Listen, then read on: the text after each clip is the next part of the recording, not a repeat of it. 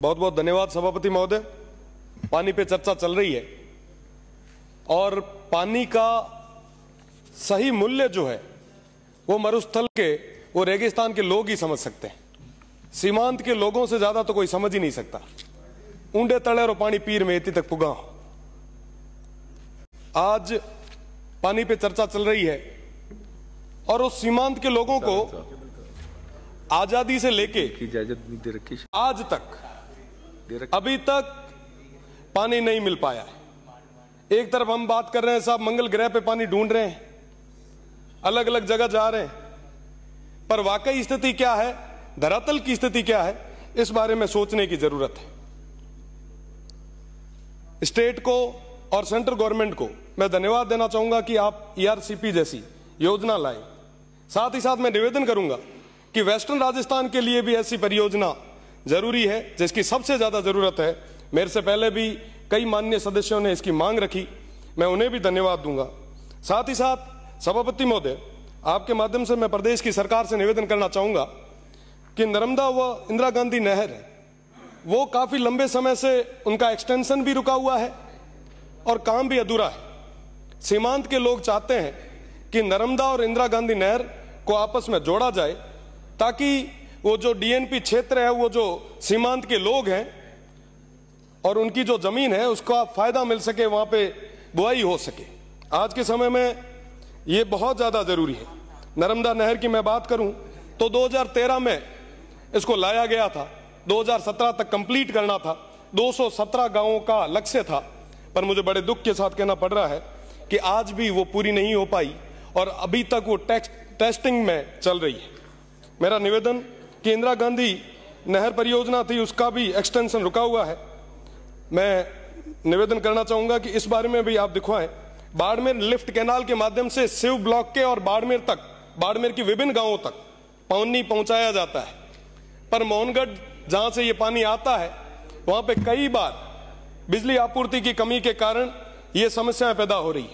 आज जल और बिजली दोनों की चर्चा है, इसलिए मैं इस मुद्दे को भी विशेष रूप से रखना चाहूंगा। मुझे भरोसा है आने वाले समय में प्रदेश की सरकार इन विषयों पे मुख्य रूप से ध्यान देगी।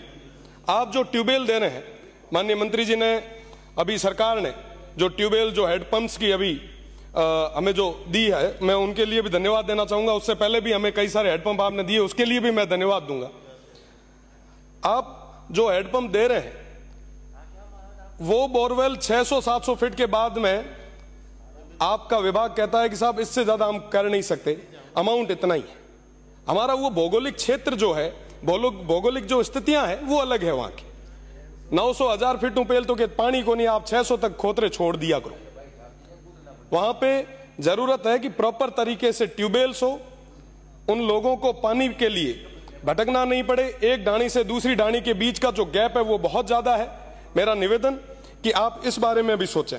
साथ ही साथ जो पुराने हमारे संसाधन थे, बेरियां थी, बावड़ियां थी, हमने उनका रखरखाव छोड़ दिया।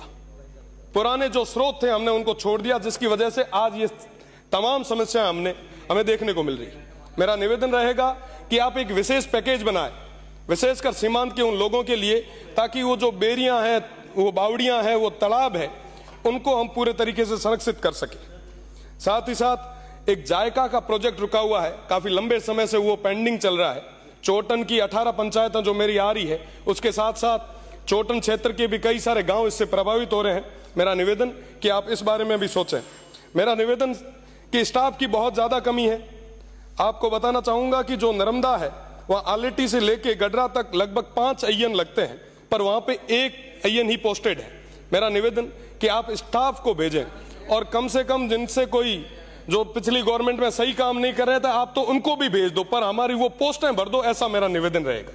साथ ही साथ काफी लंबे समय से ये जो गर्मी के दिनों में आप कार्मिक लगाते हैं, इनके अंदर कई सारी अनियमितताएं हैं। आप इन ठेकों पे विशेषकर जांच करवाएं।